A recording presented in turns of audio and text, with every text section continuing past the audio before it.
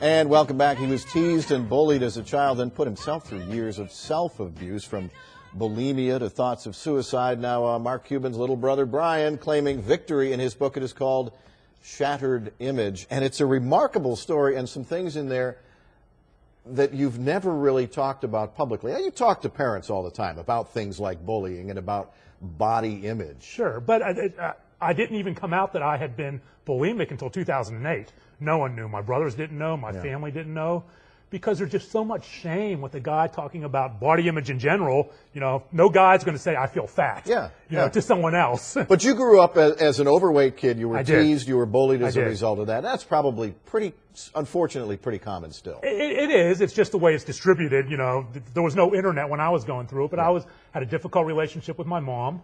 There was some fat shaming. You know, her mom fat shamed her. It runs downhill. And as I got heavier, I was bullied at school over my weight. I was bullied by my gym teacher to call you fat. And I was bullied by other adults. There was one instance where my baseball coach told me I would play better if I pretended I was chasing a refrigerator to first base. And that could be tough on a kid. Oh, sure. Now, you, at one point, for a long time, you compensated by just eating more. And then later in life, compensated the other way with bulimia and anorexia and exercise. I guess you could call it exercise anorexia. Yes, they call it now. You over-exercise. You were this big around. You're running marathons when you're in college, and you looked in the mirror and I saw this. Yeah. And I saw that's the way my brain processed the thoughts. It still does to some day, and that's body dysmorphic disorder. You know, when your mind permanently distorts minor defects or no defects, you know, it's exaggerated so much that you're, you know, repulsed by the mirror, almost like being unable to look away from the train wreck. Well, you tell parents, now you've got a lot of resources from school counselors, from, you know, from psychologists. You can get help for your child. The problem is this: a lot of the kids, especially boys, won't tell their parents that they've got problems. That's right. They're being bullied. Especially if they feel they're going to be shamed about it if they get bullied. And, you know, I tell parents, you know, when you talk to your children about bullying and if there's eating behaviors, you have to talk to them based on their life experiences, not yours. Your parent may have taught you to punch the kid in the nose and take care of those bullies. Maybe your child, your daughter or son is shy and is just not wired to do that. And what's going to happen is they're never going to tell you about it. And they're going to internalize it.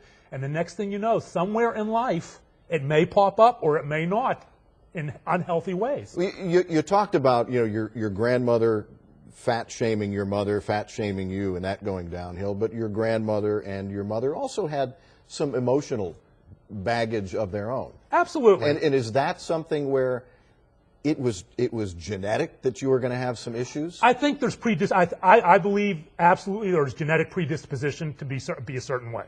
So I may have been genetically predisposed to be a shy child, to be a passive child. Some people, like my older brother, may have been genetically predisposed to be the type A, go get 'em, be the entrepreneur. You know, you can massage it in life, but I think, you know, the genetics does deal you a certain card, and the environment around you, you know, can determine which way you go. And it determined which way I went, and it wasn't a good way. Amazing story of what you went through and how you overcame it. And you can read an excerpt from the book and find out more. The book is called Shattered Image. We've got a link to that excerpt on myfoxdfw.com. Thank you. Thank you very much.